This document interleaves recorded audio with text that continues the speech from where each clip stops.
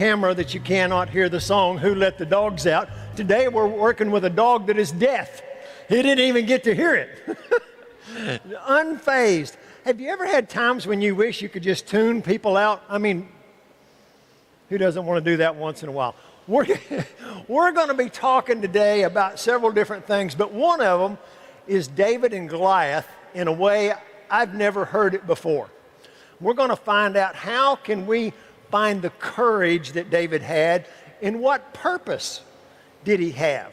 Because I have learned in life, without purpose, you just fade away.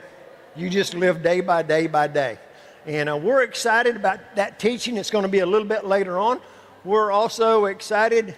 We got a few more props coming up. Yeah. Come on in here. We got Stephanie Mills today, and with her, I believe this is your sister's death dog? Yes. I don't blame you. I wouldn't own one either. I mean, what can you teach us? You can sit down if you want to. I'm going to. About the difference in training death dogs. They make you be better. They make you be better. It's not her fault she can't hear me. Yeah. So I had to learn ways to talk to her how she can hear me. She's got a very funny trait, and if she doesn't want to hear what I'm saying, she closes her eyes. She will literally... Listen, I want to explain this as we go, because if you can't hear, then you're all visual. You learn by hand signals, body language, energy. All of this is how you communicate. And what she said, if she doesn't want to listen, she just shuts her eyes. She's even when she's outside and not ready to come in and we call her in, she'll turn her head. Avoidance is always before surrender. And that's the thing that has struck me the most, is how often I act like the deaf dog. Yeah. You know, I've even got Bible verses that I'm going to use a little bit later today, but Jesus talked about there will be people that hear but do not hear. They see, but they do not see. He said that's why he spoke in parables. And, you know, it's how do you get their attention when they're not looking at you? It's hard. I used an e-collar, which is an electronic collar. A lot of people call them shock collars. They have more than one feature. They have a tone, which is useless for her. They have a shock, which is way too much for her. But they do have a vibrate setting. Yeah. And the vibrate setting, when she's off and she can't hear me call, I need her to know I'm talking to her, and I can use that vibrate. I told Kathy, and I said it last week, the girl that's been here has some working border collies. Yes. And I always thought that would be the easiest dog in the world to train. And here's why. Border collies naturally lay down. So if you teach them to lay down really good, all you do is down. Every time you give them a command and they do it wrong, you tell them down. Then you give them a command and let them try, and down. So it's real easy to tell them wrong answer. Where, you know, I'm always talking to Kathy. We communicate about everything. My first thing, my watch has a vibrating feature. And I have it designed. It hasn't worked perfectly, but I tell my family that if I'm talking with somebody, I won't answer the phone. Right. But I will always read a text, because I get text on my phone. I can be talking to somebody, it'll vibrate, and I just look and see if it's an emergency and turn it back down, and my conversation keeps going. But I said that would be the way I would use to get just the vibration means look at me. Right. And one of the number one ways that these dogs, deaf dogs, die is they get hit by cars. Yeah, because there is no recall. Yeah. You have to find different ways. So it's up to me to go above and beyond to make sure she's safe, because she doesn't know she can't hear. Yeah. She has no idea. She's just living her best life every single day. You want to see her live her best life? Let Erin come up here. That's her favorite human being in the whole world. She loses her mind. But the thing with her is that you'll see me wiggle the leash a lot. It's a lot like you with the horses, just a little wiggle, because she can't hear me say no. She can't hear me say she can't hear any of that. Yeah. So just little corrections before she starts to move, help her to settle. Yeah, the vibration. Most of us understand if you're losing any one of your however many senses we have, smell, sight, speech, it magnifies the other ones. You know, we get better at the other ones. And when they can't hear, they get better at visual. They get better at feeling those little vibrations, I believe. And she is a bulldog, so she's stubborn. You know, I might be stubborn too. well, they always say we get dogs that match our personalities. Well, that's my sister's dog.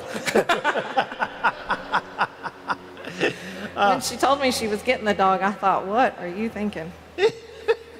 We actually, normally Beverly Hartley's here with us, and she has this little blue heeler puppy that's also deaf, and we were going to have her on stage today, but she texted me early this morning. Her husband is having tremendously severe back pains and had to go to the emergency room this morning, so that's why Beverly's not here. But and she is not as well trained as she could be because I did the basic stuff and then I said, here. But she's doing really good. well, I used to tell people about horses, about how well they're trained. I said, well, they stand still and walk. They're 90% trained because that's what people do 90% of the time. The rest of it's just be respectful. Mm-hmm. You know, for me, to just have a dog patient Right. is huge for me. I remember years ago I was studying a trick horse trainer. Mm-hmm. And he said the hardest trick to ever train is for the horse to be still and focus on me. God is saying the same thing with people. The hardest thing he can do is get us to be still and focus on him. Because that's when the communication really starts. Yeah. For her, if she's not looking at me, she doesn't know what I want. Right. Yeah. And it's the same thing when we take our eyes off God. We have no idea what he's asking Yeah. of us or trying to bless us with. Yeah. So what's your toys you got there? So for her, I have a martingale collar on. What that does is it acts a little bit like a choke chain, but it doesn't actually go the full way. Mm-hmm. I need to know that no matter what, she can't get out of this collar when we're in public. Because if she does, she's going to get hurt because she has no idea. Mm-hmm. Life is a party to her. She knows no fear other than a water bottle. The other thing with a deaf dog, you have to be really careful in how you correct them because you can overdo it just with your energy alone. There are times if I've gotten up to go across the room really fast that have terrified her because of what we have not had her since she was a puppy. I believe she was 4 when you got her? 3. So she had been through 3 or 4 homes by that point. So she had a lot of baggage, just like we do. So I've had to undo a lot of what was done to her. She still is not over you bring out a squirt bottle right now and she's going to have a panic attack still. Okay, explain the reason why. Whoever had her before used a squirt bottle anytime she was doing what was wrong, they would squirt her. Well, all she knows is she's living life and then all of a sudden something's hitting her because she can't hear that they're saying no. She can't hear that's wrong. She can't hear. So their method was to do something physical to her. She doesn't need that. She can't understand that. She just understands the fear of it. One of my favorite tools to use. So we're saying she doesn't apply the punishment with the crime. Correct. She just knows that something's all of a sudden, and even giving her a bath is traumatic for her still. We've made some successes recently, but she literally goes into a panic attack. It's like somebody with PTSD. Mm-hmm. Some traumas are more easily to overcome, and for her, this is one that has given her some PTSD. Yeah. The same regards, I have to be really careful. Oh, I don't have my prong collar. A lot of people use the prong collars, the bite collars. Mm-hmm. In the right hands, those are great tools. In the wrong hands, they're completely ineffective. What it does is it has little prongs, and when the dog, when used right, it's a quick bite. It's a quick bite. It's like what the mother wolf would do to the puppies when they're misbehaving. They would get a quick bite. What people do wrong is and she's probably not going to let me do it. She's not. So I'm going to use Skipper's arm. So the prong collar should bite and release, bite and release. When it's done wrong, skip, pull into Yeah. my arm. He can pull into that all day long, and then I have no power with that. Yeah. It's useless. And you can actually cause holes in dogs' necks. I've seen lots of trauma from that. In the right hands, they're great. I, a lot of times, don't recommend them to people because I know they're not in the right hands. Yeah. And One I'm of- sure you've seen that with yeah. some of the horse things. One of the things, God created animals different, and when you get the breed of dog that is made for hunting, they get hurt. They get pain. You do not correct them with pain. If you've ever seen a pit bulldog roll his eyes back in his head, he is not going to turn loose. No matter how much pain, the more pain you do, the more they just zone out. So a bite collar in the wrong dog does nothing. This is a martingale. This is similar to what she's wearing now. This one just has a chain on it.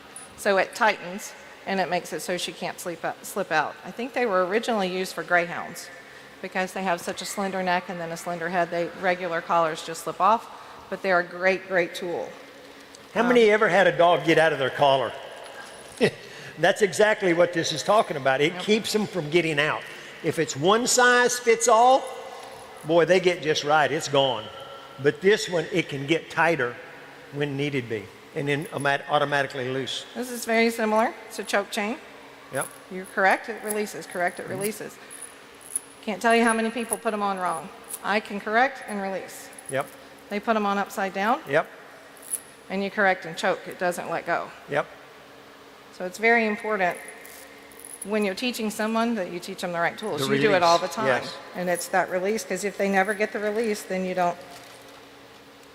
This is the worst thing, in my opinion, for any dog ever. This is a harness. Correction. If you own a miniature dachshund, use a harness, because they have really bad back problems. But they're about 13 pounds. I can pick up 13 pounds. For that dog, I'm going wherever she wants. You just made her a pulling machine, Yeah. and I'm going to dog ski wherever she wants to go. I'm not a fan. A lot of people use them, and that's fine. I'm not a fan. Well, it actually gives dogs more power to pull against you, because it would be like a breast collar on a horse. Then that horse is pulling with his chest. That's the same way as these. The only one of these that I kind of liked was for real little dogs, and they actually had a handle on the top where you just reach down and pick them Pick them up. up. You know, that's like their own little vest they had, and they just picked them up. Yep. But This is probably one of my favorite things. It's just a little slip noose. I have them in my car. It's thin. The wider the collar, the more power you give the dog. The thinner, and it needs to be in the right place. If I put this at the base of her neck, she has all the power. If I put it here, right behind her ears. right behind her ears. If you ever go to see dog shows, she will go everywhere I want her to with very little effort. I mean, part of it is she's trained, but part of it is the placement. We talk about it all the time with horses. You get these horses that pull on you with a big, wide, thick, comfortable halter. Or I use a rope halter with knots, and it doesn't do that. Okay, let's see whose that is.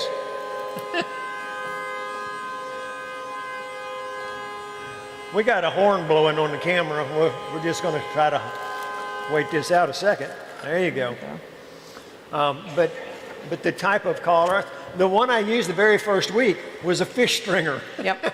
Just a little tiny rope with a ring in it will give you more control than any of this wide stuff will.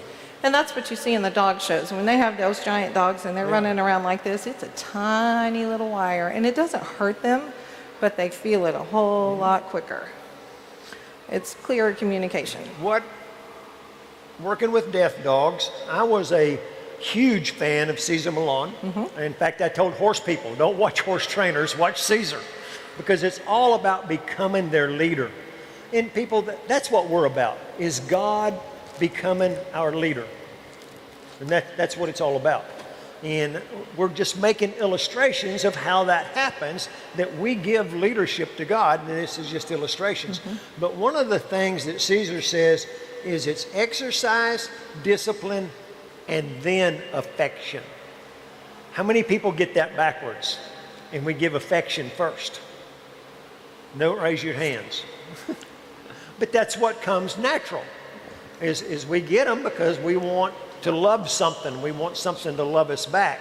But that takes away a lot of the leadership qualities. Definitely. But is that the same for the deaf Absolutely. dogs? Even more important, I think. Okay. And across the board, one of the questions that you had asked last week was the percentage of people that get the wrong dog. I think she was very generous in her answer because I feel like it's a lot higher. I think that's why we have the bites. Yeah. People loving their dog. And I have a house full of dogs. When I tell you that I can manage dogs, I have males, Anatolian Shepherd, a South African Boerboel, and 3 Dobermans. And they all live because they know that I'm the one in charge. My daughter laughs because if they're acting up and roughhousing in the house, all I have to do is walk around and they're like, oh, let me go sit down. Now, they don't do that for my sister and they don't do that for my daughter because I'm the one who's in charge. Kenny, you're going to agree with this one. Buck, you too, maybe. We were talking, she last week talked about some dogs just don't get along. When I'm day working and I take my dogs and Kenny takes his dogs and Bucks takes his dogs, they're going to get along. Or I will at least say they are not going to fight. It's just unacceptable. You can't do it. And we're talking a lot of male testosterone. But because they're working, hard-working dogs. But years ago, they were worked a lot and they were kind of tired. They wanted to lay down underneath your horse and get in shade. So there was some differences, but... I have the same issues with a couple of mine. Sully, my black and tan Doberman that I bring a lot, he's very well behaved. He knows when that leash is on, we're working. And so when he's one of the ones roughhousing, I just put his leash on and he walks around. He's like, oh, this means I'm working. Let me go sit down somewhere. Yeah. Totally changes that mindset. And I'm okay if they roughhouse outside. Yeah. See, But that was they're our too deal. We didn't change leashes. You know, if we had a collar on one, I didn't want a collar on my dog. No. You don't ever want to see a cow stick her horn through the collar. It is not a good sight. But sometimes you got to put a collar on them so it's got your name and phone number so you can find them when they get lost. At home, my dogs don't wear collars. Yeah. When you have a 1-dog home, or maybe a 2, if they don't play a lot, it's okay. I've seen incidents with a friend. It happened with my sister. It wasn't as severe. The dogs were wrestling. The jaw went under the collar. For my friend, what happened is the one dog broke the other dog's neck and broke its jaw so bad that it couldn't be repaired. She lost 2 dogs just because they were playing. Yeah. So I don't leave collars on my dogs at home, but I have a lot of dogs. 1 or 2 dog, it's okay. You run into then what happens if your dog gets out. I work really hard to make sure my dogs don't try to go out the front door. Can I mess with you a little bit? Absolutely. Aaron, come over on this side behind the speaker, please. She's going to lose her mind. She's already seen him once, though. She's so going to lose her be as mind. excited. Okay. Now here's the difference, people. She is going to correct the thought. Where we wait, Aaron, no touch, no talk, no eye contact. You walk straight through.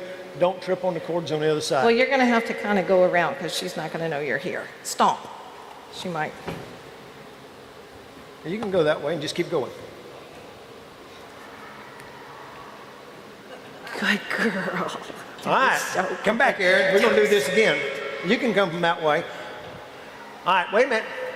I want you to enter the house like you normally do with her. No. Come say hi. So. This is good. She still took you over him. She did, but I'm using one of her other senses. I have freeze-dried salmon. Oh, you're cheating. But that's the key with a deaf dog, is to find what they buy. You need them to buy in. You need them to buy in so that's because otherwise you're just not worth it. It's how do I keep their focus? How does God keep your focus? through giving you everything you want. Oh, you just stay focused on God. No, it's when we're sick, when we're broke, when we're at our wits' ends, then we look at God. When we're in a tragedy, that's when we look, and this is it. Yep. What does it take to God to keep our focus all the time? The same as a dog. Be in love with him. Let God be the most important thing in your world and in your life. And I don't give her very many of them because I don't want her to only work for that. Mm-hmm. But it does direct her back to me. Mm-hmm. Just like God uses those trials. I would love to tell you that I learned everything about God when I was coasting and life was great. But I've learned so much more through trials and learning to listen to that still small voice. And for her, she can't listen, but she can see. So I work hard. You'll see I move my hands around a lot just to bring her back to me. Mm-hmm. She'll get distracted, and then it's just about bringing her back. And I think probably that's the biggest issue is when they're distracted, how do you bring them back? Mm-hmm. But what I see so many times, and of course it's really hard. Beverly's got this blue heeler puppy. Well, they're ADD anyhow. You know, so she has a terrible time keeping his attention. Mm-hmm. And she's not found anything that he buys in for yet. Yeah. Treats don't do it. Toys don't do it. I think there's a little more to it. I was hoping she would be here today, but it's okay. I'll help So her. what else do you have for us? Well, she's actually making me look really good today, and I have not worked her in a really, really long time, but I set that foundation really strong when we did. Yeah. And I allowed no changes. Oh, good. Get distracted. So now I can call her Luna. Luna. She has no idea. I used my leash. She did good. I will also, like Caesar, boop. If we're walking down the road and she's not listening, I'm really good at boop. Just to get their mind back. Mm-hmm. People, if we would look at difficulties in our life as God trying to get our mind back, we would do better. If we would look at any situation, I'll have to tell you this story that was told on me many years ago. I went through a stage in my life where I could get a flat tire and I blamed it on Satan. I mean, I was a Satan blamer. And I was a lot younger then, and I was telling one of the elders at the church, you know, hey, I just blame Satan. And he said, young man, Satan didn't do that. And I said, I know, but don't you hate to get blamed for something you didn't do? And when I blame him, I automatically look to God for the power to get through it. It was just what I used. Anything that happened bad, I used it to refocus me on God. Mm-hmm. And what happens to us? Oh, we want to blame somebody. Normally, everything that goes wrong is somebody else's fault. Aren't we good at that? Instead of just, hey, Satan, get behind me. Mm-hmm. Lord, what are you trying to teach me? Where do we go from here? How can I learn more? Be thankful in the trials. Yeah, be thankful in the trials. Consider it pure joy as you go through trials and tribulations. It's in James 4. I used to roll my eyes at that one. But how do you... So I'm going to guess that when you don't have their attention and they're on leash, you just jiggle it. Yes. If they're not on leash... I have to get in her line of sight, or I have to use something with it. So that's why the salmon is really good. It's not good for me. It's a very pungent smell. She can be sound asleep, and I can go stand near her with something that smells, and she will be, because that sense is so I want to great. experiment a little bit. You don't know, but this stage is 12 sheets of plywood, really what they are. It's 12 different sections. I want to be on the same section she is, but I want to be further away from her. If you just move over. I want to see if she'll feel she can't hear. Stay. Did you see her ear? the vibration through the wood. Good. But there's got to be something, you know, and like you say, if they're deaf, the only thing you can do is go around and get in front of them where they can see you. And then you can start talking with your hands again. So is sign language anywhere close Yes. to deaf sign language? Yes. We use a lot of the signs. No. No. Now she's confused. She doesn't know what she did wrong because this means no. So when she gets all wild and crazy, I still have to get in her line of sight, no, and stop. And boy, when she knows when I say stop, oh, I've really messed up. Did you hear that? When you tell them no, it has to be no. It has to be no, every time. You have to be fair. If I'm no today, but tomorrow, the next day, no. The next day, she doesn't know what to expect. Sometimes and maybe it doesn't work. There are times that you can do maybe when you're in the process of training a new behavior because they're still learning it. But it's not really a maybe. It's a patience on my end while they figure out what I'm asking. How do you feel about, I'm going to try to use audience words, cuddling a dog when he's in a bad mindset? And what I'm saying about, I don't know, they're scared of lightning. Our natural reaction is you want to go hold them and love them and cuddle them. What you just did is tell them you need to be scared for your life. Because you're right, this is terrifying. You leave them alone. They can come sit with you. They can come sit beside you. Don't talk to them, don't pet them, don't love on them. Let them work through it. And I know many, many dogs. My sister had a beautiful German Shepherd that she adopted, and he was terrified. Well, when he came in terrified, all my other dogs, they stayed with us for a little while during the summer. They had come to visit, and this dog would panic we're in Florida, we have thunderstorms, and my dog started going, oh, wait, do I need to be scared? And I'm like, no, go sit down. So inadvertently, we reinforce the things we don't want. I have a little dog here with me now, a little healer. He has a really bad habit of every time the phone rings, he barks.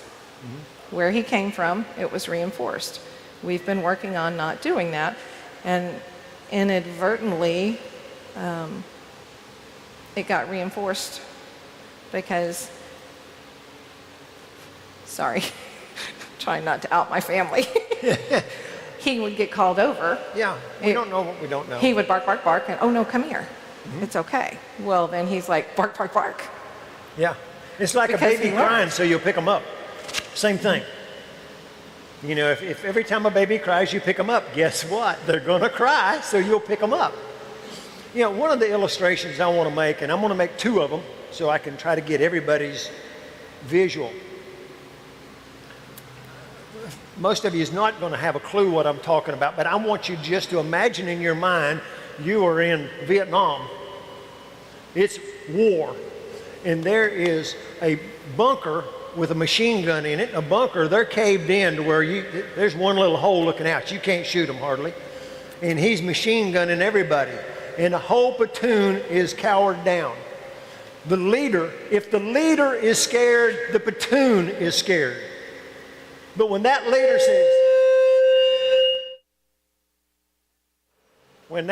says, you go that way, I go that way, let's charge them, then the platoon will follow you. But if you're scared, that dog's going to be scared. Another illustration, I don't ever plan on going to New York, but if I was walking the streets of New York, I'm as scared of New York as New York's are alligators, and I will swim with an alligator.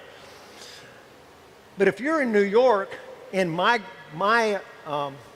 guide is scared, guess what? I'm scared too. But if my security team is with me, strut myself and say, ain't nothing to fear here. Right. And that energy is passed to our animals. Right through this leash, right through a horse's lead rope. Yeah.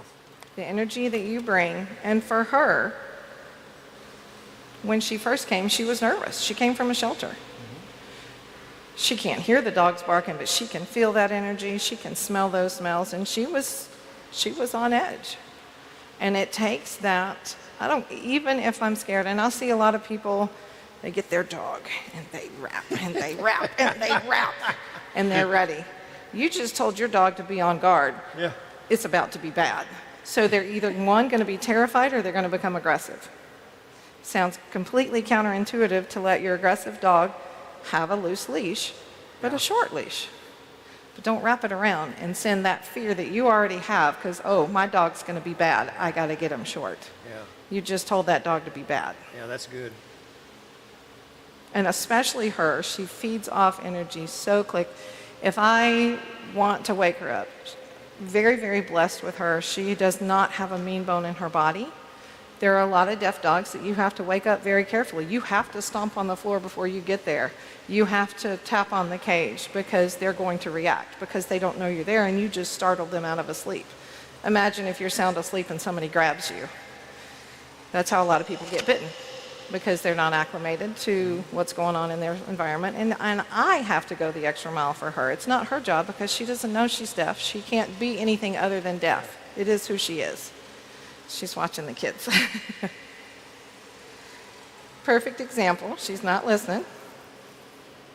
She knows I'm talking to her. She just ignored me. I don't accept ignoring me. Yeah. I wasn't mean. It didn't hurt her. I bumped her with my foot.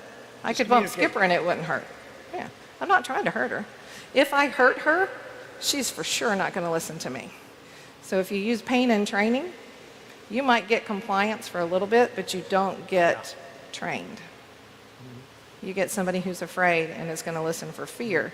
But the moment that that's really put to the test, you have no control. What about if there's a situation where you're telling them never?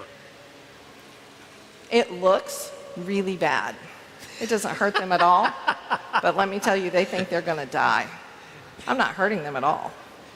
I'm not. But they think I'm going to kill them. And it's all just with energy. I don't physically hurt them at all. They can take a lot more than I can dish out, especially the big dogs. I'm not talking about some, but let me tell you. Yeah. And I find that more little dogs are nastier than big dogs, so people are like, it's a little dog. It's a little dog. I have a South African Boerboel. I have two of them. They're about 145 pounds. One of them, in play, impaled himself with a stick right through here. I had to take him to the vet. The vet complimented me so much because my dog knew he needed to stand there and be still. I held his head, not hard, I just held. And he stood and let him examine him, everything he needed to do. He offered me a job at the end of it because my dog knew to listen to me. It hurt, it wasn't fun, but he knew that I said be still. And every time we had to go in because he kept pulling stitches because just of the area, I got compliments every time because of how well behaved he was, even for them, because they need to know. You can't have a 145-pound dog that's not going to listen. You can't. I can't stop him. Yeah. I stayed in trouble quite a bit when my children were young because I had this deal. It's part of my dog training too. If I'm on my horse, you're sitting in a saddle. They were never allowed to go past my foot. They could get even with it. But as soon as they got past it, I dropped something on them. Now, it may be my whip that I used for noise, but I just dropped the same thing you're doing. Yep. But I'm not going to say get back every time they get out of line because that's a never. Right. If you use words on a never, if you don't use the words, it's okay. Well, the reality is we use too many words when we're training anyway. Yes. They don't speak English. Yeah. You may talk to them and they may look at you all cute. They have no idea what you're saying. They're feeding off your energy. I liked your comment because it agreed with mine. Years ago, John Lyons was one of the first Christian horse trainers that was out there very publicly about his religion. And he did a little magazine called The Perfect Horse. And he did an article about a horse biting a person. I mean, really biting. If a horse bites you, they can pick you up and shake you and throw you down. I mean, it's unbelievable the strength they have. But he said, if a horse bites you, whatever you have in your hand, you try to kill him. for 3 seconds. I love John Lyons. What he's saying is mentally, you want them to think, I will kill you over this. You never, ever bite. It's body language. It's that get loud, get big. He said, as long as you don't hit them in the eyes, you ain't going to hurt them. And it's the same thing. You have that time, because if you miss your timing, it's like a teenager. You know, you let them get away with missing curfew for 5 minutes. The next time it's 10 minutes. The next time they might not come home. It's the same thing with them. They learn, they're very smart, and they adapt to their environments very well. They're very forgiving, but they do require, and they deserve for us to be fair. They deserve for us to be consistent. Yeah. I'm just going to try this one time. Could you text Paige and see if I could have Lenny and Abe for 2 minutes? She probably won't answer her phone. She don't even answer it when she's not teaching. But that's another story. It might be better if we send a messenger, because she won't answer the phone. I think they're on the way. Just ask them if we can use Abe and Lenny for 2 minutes. But because it's a demonstration of when you get a foundation, you've got it. Right. One of the other things that I did when my children were little is if they got ahead of me in a parking lot. Now, I said parking lot. If they're going to run, they're like a deaf dog. You holler and they look back and keep running. That's how children get run over. So my get in front of me in a parking lot was a never. So when they went by me, I just thumped them in the back of the head. Now, I stayed in a lot of trouble over that, but it worked. But in the meantime, I learned different ways. But, you know, keeping my children safe was more important than what people think. You know, I had children that grew up in the country. They ran everywhere. We didn't have air conditioner until they were about 8 years old. They stayed outside on the move. And there's times when you got to have that absolutely all the time. We grew up out in the country in Alabama, and we had this whole area we could go play. But my mom could put her fingers in her mouth and do a whistle that would about rupture your ears. All I'm going to do is this, you watch. And we knew that meant come home. And that meant come home right now, not in a few minutes when I'm finished playing my game. That meant right now. Yeah. So we're talking about come on up on stage, kids. You get to meet my grandchildren, Abe and Lenny. They're quite a team. When Abe was growing up, we were at the fairgrounds all the time, and I can remember when Abe got big enough to look out the window, he said, "Papa's house." That's how much we went to the fairgrounds. Okay, we're going to go over there.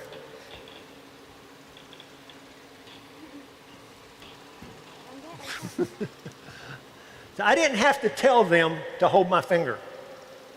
They knew to hold my finger. How many people, now this is just me, I don't care whether you do it or not, but how many people hold them? You took all the responsibility away from them. You see, God is giving you responsibility to stay connected to Him. So when I stick my fingers out, that's the way we go. There's times when we're in a parking lot and there's a lot of cars, I just get out of the car and stick my fingers out.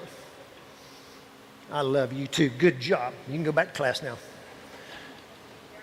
Be sure you get all the way back to class. But that's just an illustration about what a foundation looks like. I taught that. Lenny was a little bit hard when she was learning to walk. But I was always teaching them to walk, going down the sidewalk, hold Papa's finger and we'll walk until you can walk without me. Behavior modification is behavior modification, whether you're doing it with children, adults, dogs, horses. It's behavior modification. We learn better with positive reinforcement, but sometimes there's a negative consequence. Tell me just a little bit about your job. I work at a school for children with autism. I have I have a class of 13 second and third graders. So it's natural for you to work with anything that's a little difficult. Yes. I do behavior modification all day long. Yeah. And it's not, I had somebody said, "Oh, so you're really good at manipulating people." I thought, oh, I suppose if I was a horrible person, I could be. But it's, when I do the things that I do to encourage her to make good choices, it's for her safety. Yeah. So the things that I do with my children, it's the same thing for their safety, Yeah. for when they go home, for when we go on field trips, because we go on field trips. And if I don't do my job right, somebody gets hurt. I got a couple of Bible verses that go along with this. Matthew 13:17. Jesus said, "This is why I speak to them in parables, because seeing they do not see, and hearing they do not hear, nor do they understand." Do we know people like that? That you can speak the truth to them and they do not hear you. You speak truth, you show them truth, and they are blinded. And of course, here's where it comes from. We read this a couple of weeks ago in 2 Corinthians 4:4. It says, "The God of this world," who is that? Satan. Satan is the ruler and the god of this world. Look it up. This is, "has blinded the minds of unbelievers to keep them from seeing the light and the gospel of the glory of Christ, who is the image of God." See, they can't see or hear because Satan has blinded them. Chances are you're not going to change them. We got to focus on the people that are just in the middle, that are still reachable. You told me one time, I had been talking with a friend for years and years and years, and it never ever was a conversation with him that he ever once, in many, many years, ever asked me how I was. It was always about him. Now, granted, he had a lot of health things going on, but in that, that's where that little dog came from. He passed away. But before, you told me to wipe the dust from my feet. And there are those people in our lives that we have to wipe the dust from our feet. And I'm also going to say that there are some dogs that are so broken from the things that they've been through that the kindest thing we can do is give them peace. Well, I thankfully have only ever had one that I encountered. yeah. But it does happen. There's some we gotta dogs, some horses, and some people that are above my pay grade. Yep. It's just simple as that. You know, somebody else has more knowledge than I do to help that particular animal or person. Right. We're only to be there for a time, do the best Yeah. we can. Yep. And if we're not getting anywhere, we need to let somebody else step Yeah. in and not let our pride get in the way. Yeah. All right, how about a hand for Stephanie and her deaf dog that can't hear? So if you want her to be excited, Luna, hey, yay, that's Oh. a girl. Yay. All right, if you'll Thank go you very that way much. so you don't trip over Yes. cords. I want to share with you just a few minutes that we got left about David and Goliath, and I want to go into it in maybe a way that you haven't seen it. I want you to get a picture. Now, you can't see the same picture I am because this stage is in sections, but you might use this walkway. And the fight of David and Goliath was actually in the valley of two mountains. If you want to know the name of them, talk to JP. But you got this one side that are Philistines, and they're evil, godless people. Now, I can go on, but they follow false gods. Then you've got Israel that follows the one true God, the creator of the world. So the whole battle is going to be fought down here, but they're up on the mountainsides. Now, a few of the things that I researched and didn't know about. It's pretty common. They think David was probably 15 years old. Now, how do you arrive at that? Well, the military age was 20. He had 3 brothers in the military, and he had 5 brothers that were not in the military because they were too young, and David was the youngest. So chances are he might have been about 15. So that was his age. The average height of a soldier back then was 5'8". They believed that Goliath was 9'9". Okay, 5'8", 9'9", a 4-foot difference. I mean, that's like I'm 6 foot, 4-foot difference would be somebody that's knee high. So that's why nobody wanted to fight this giant. His armor, when you break it down to weights and measures we can understand, was 125 pounds that he carried in battle. The head of his spear weighed 15 pounds. This guy was huge. That's why nobody wanted to fight him. And the whole deal was, okay, I tried to look up numbers. How many people was in this army? When I read the story of David and Goliath, I don't see a number of how many was there. But I did find another battle, and Saul had 300,000 men. Now, I've got to think that Saul had all of his men at this battle too, because this was a battle to who's going to take control of Israel.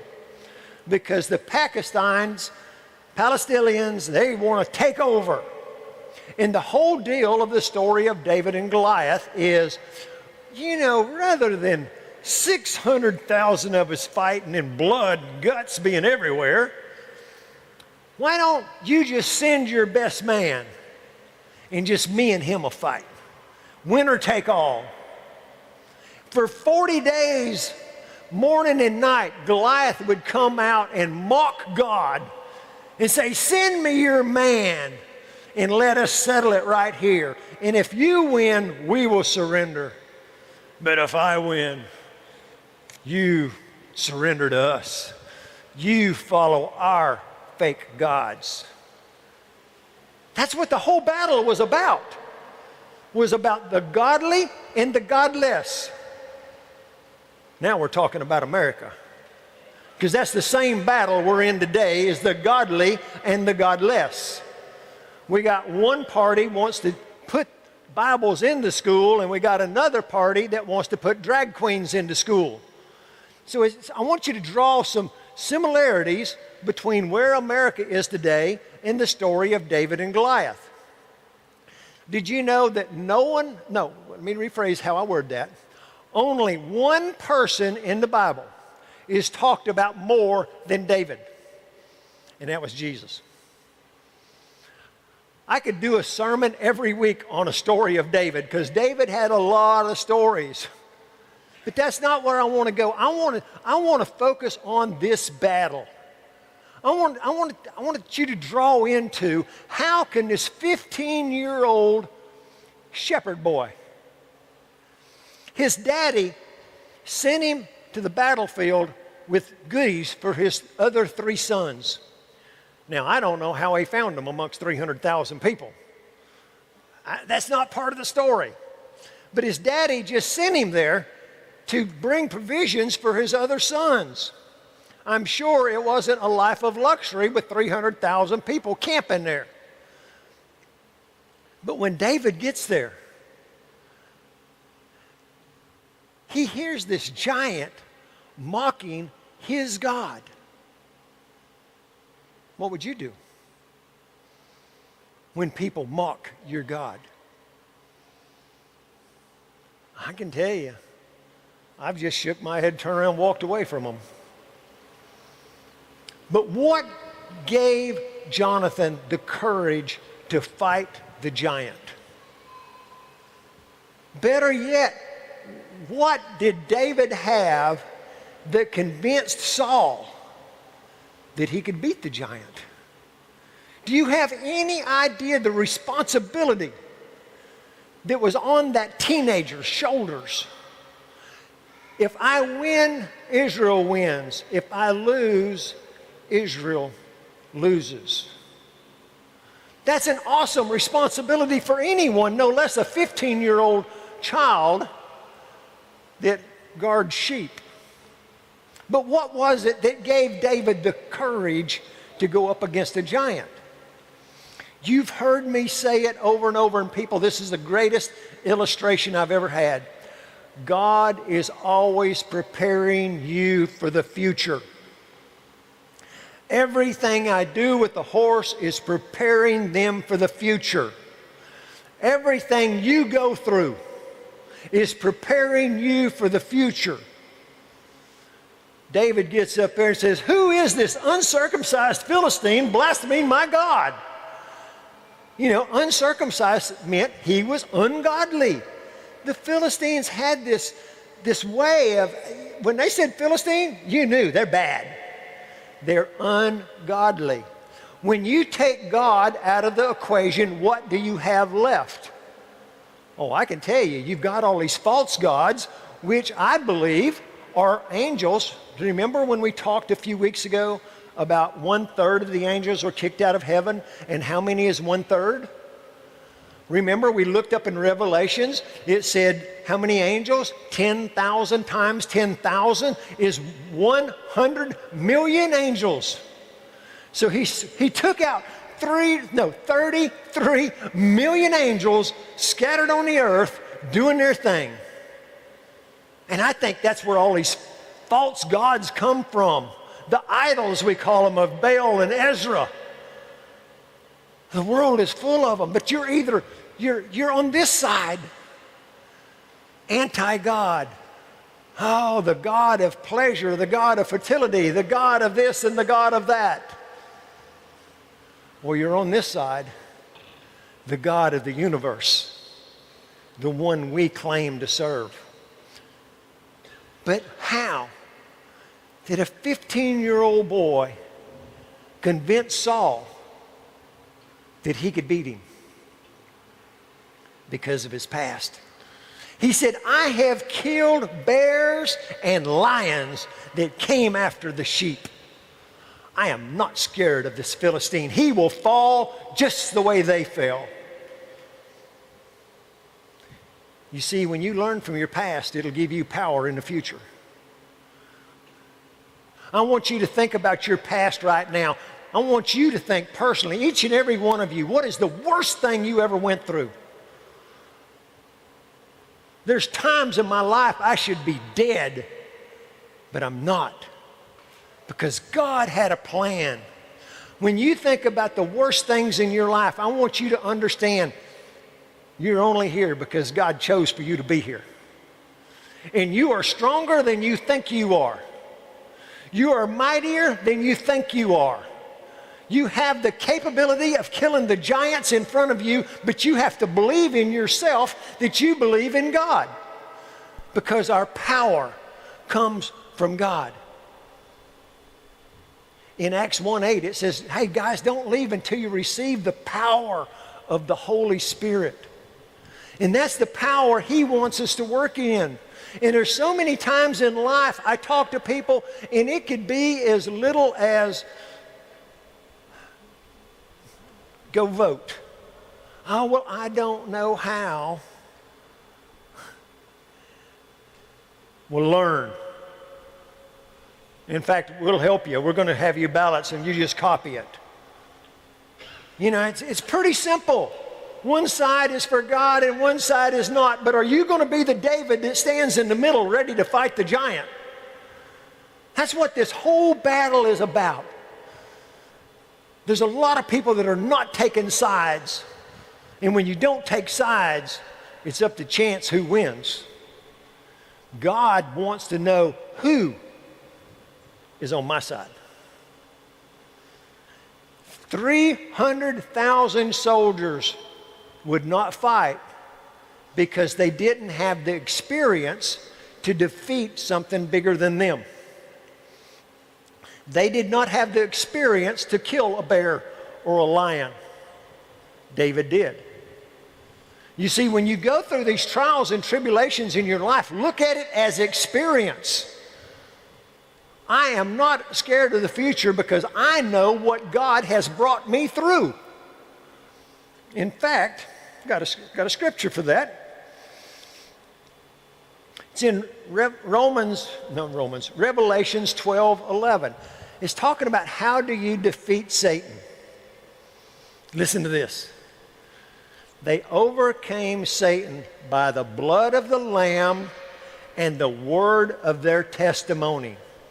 You see, each and every one of us has got a testimony that nobody can argue with. It's my testimony. When we go out and tell somebody, you need to start doing this or you need to stop doing that, that don't hold up in a court of law. But when I stand up and I say, let me tell you about the peace God has given me in the middle of the storm. I don't care what you believe. I have peace. Do you have that? Do you want peace? Then you got to do the same thing I do. You have to surrender your life to God. You have to be a David. You have to be willing to fight your giants. You have to have confidence of David. But you see, David didn't just have confidence because he killed the bear and the lion. He had a purpose. What was the purpose? God or no God? Who do you want ruling your land? You see, his purpose was freedom. Are we going to be free to serve a holy God, or are we going to be in bondage and in slavery to do whatever they want us to do? You see, David had these three things that I believe each and every one of us are capable of having. He had confidence because he had killed a bear and a lion. And I believe that if you think back, you will have the confidence of thinking, wow, when I look back at the things God has brought me through, though it was rough, I never dreamt I could get through it, but I did. There's times in our life when we feel like we're drowning, but we don't. I've been there. I've sold my life insurance policy to pay a bill. I've been homeless. I've been jobless. But when God is not finished with you, God is not finished with you, and you have the power of God to keep walking. And when you don't know how to walk, when you're in a tragedy, when you're in a conflict or you're in an emergency, I love the things that Vicki Hyatt's late husband told her. Just put one foot in front of the other. Just keep walking. Put one foot in front of the other and keep walking for God. Believe what God has said. Just as the blind dog, focus on God. Focus on His power. Look at the power that He used to bring you through your cancer, divorce, joblessness, bankruptcy. All the things that God has brought us through is made to strengthen us so we could fight the giants before us. 1 Samuel 17, David said to Saul, "Let no one lose heart on account of this Philistine. Your servant will go and fight them." When we think about, do we have the same confidence we had? Do we have the same purpose that he had? Do we have the same will to go and fight the battle of freedom? Are we willing to go and fight for freedom? Or are we willing to speak up for the God of America? Are you willing to vote? Now, wait a minute. I know I'm preaching to the choir. You're going to vote. I'm challenging you. Who are you going to get to come to church next week, and who are you going to get to register to vote, and who are you going to help vote? It's not just about what you do, it's about what you do for your country, what you do for your family and your friends to bring them closer to God, to have an America that's going to still allow God to be spoken 50 years from now. You see, I truly believe that our next voting cycle is simple. If it goes one way, 50 years from now, God will be against the law and you will have no guns. They're going to take the commandment, the Constitution completely away. They've already reworded it and made it the way they want it. But if we vote godly, we will vote the power of God to bring America to its knees, to repentance, to be one nation under God again. And it's up to us to build the army. Not be the army, to build the army. We have to talk to our neighbors. We have to talk to our friends. We have to talk to our family. Oh, but they don't like politics. Stand up for God. The Bible says man will be against wife and brother against sister. If you don't love me more than you love your family, you're not worthy of me. Have the confidence that David had. Have the purpose that David had to fight for our freedom to choose God. Let's pray. Father God, I thank you that you gave us free will, but sometimes I wish you didn't. I like that deal on Facebook that says, sometimes I wish Jesus would show up and say, sit down, drink a cup of coffee, and I'll tell you what we're going to do. That's our heart's desire, but we get distracted and we go the other way, and we don't want to hurt anybody's feelings, especially our family. But God, I pray that you will speak to the spirit that's in us and give us the boldness that David had, the courage that David had to fight for you. That God, it all starts with our relationship with you. Because when we're close to you, when we're one with you, we smile with confidence. Because he that is in me is greater than he that is in the world. We thank you, Lord, for what you're going to do in and through us. We just pray that we can feel your presence and we can change to your will, not our will, be done. And we ask it in Jesus' name. Amen. Okay, special announcement. These plants have got to go. Where's the owner of the plants? Celia, where are you at? She's right down front. If you got any questions about them. She asked